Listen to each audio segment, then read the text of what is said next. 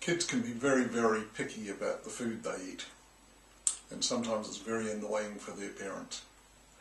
I can remember when I was young, there were times when my parents would say, if you don't eat that, I'll ram it down your throat with a stick. Which they never actually did, fortunately.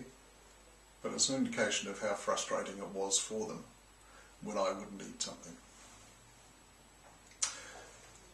I looked after a little girl once who was about 9 or 10 years old at the time.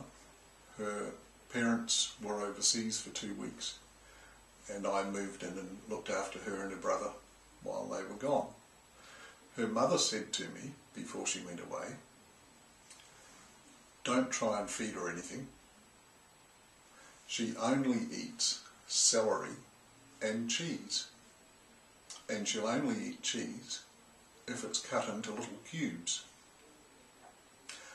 Offer her other stuff, but don't expect her to eat it. If she doesn't want to eat it, it's okay. I'm thinking, boy, that sounds pretty tough, but we'll see what happens. So they went away for 2 weeks. For 2 weeks, this little girl only ate celery and cheese, and she only ate the cheese if it was cut into little cubes. And she'd been doing that for I don't know how long before I moved in there. And she carried on doing that after her parents got home.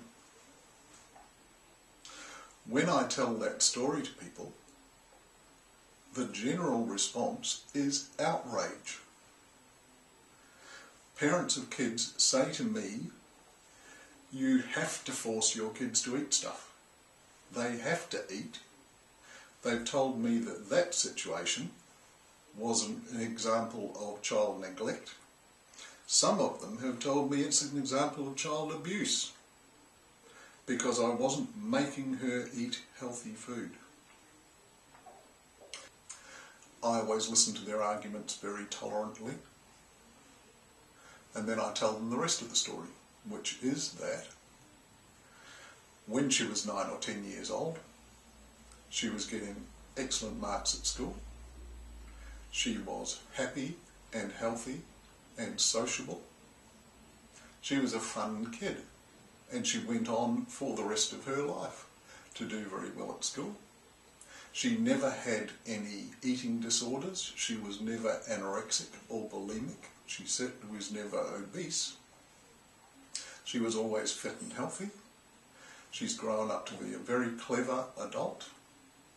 She runs her own business. She's a very well, all-round, decent human being. And it would seem that living on a diet of cheese and celery for a while when she was 9 or 10 years old hasn't had any adverse effect on her at all. I would argue, in fact, that one of the reasons she has become such a decent human being is because she was trusted to make those sorts of choices when she was 9 or 10 years old. In fact, it could be argued that forcing a kid to eat things they don't like, threatening to ram it down their throat with a stick if they don't, maybe that takes us into the realms of child abuse. It's important that kids eat a healthy diet. It's important that they eat a well-balanced diet.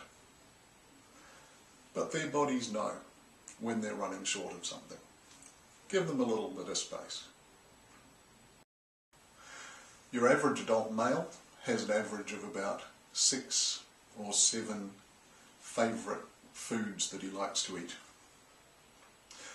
They're the meals that his mother used to cook for him when he was a kid. The reason she used to cook them for him is because those were the things that he seemed to like the most. So she would cook them more often, and the more often he ate it, the more normal it became and the more he'd like it. Then eventually he leaves home and gets married, and his wife comes along with a whole different menu of food that she likes to cook.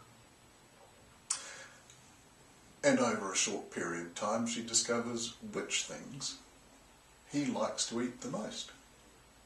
And it's the things that he grew up with, that his mother used to cook. It's not very long before his wife is talking to his mother, getting some of the old recipes off her, dishing up the same stuff that she used to make. It doesn't take very long before he's eating the same stuff as he was when he was a kid. He spends his whole life eating basically half a dozen different meals. Have a good look at yourself. See if that's true for you.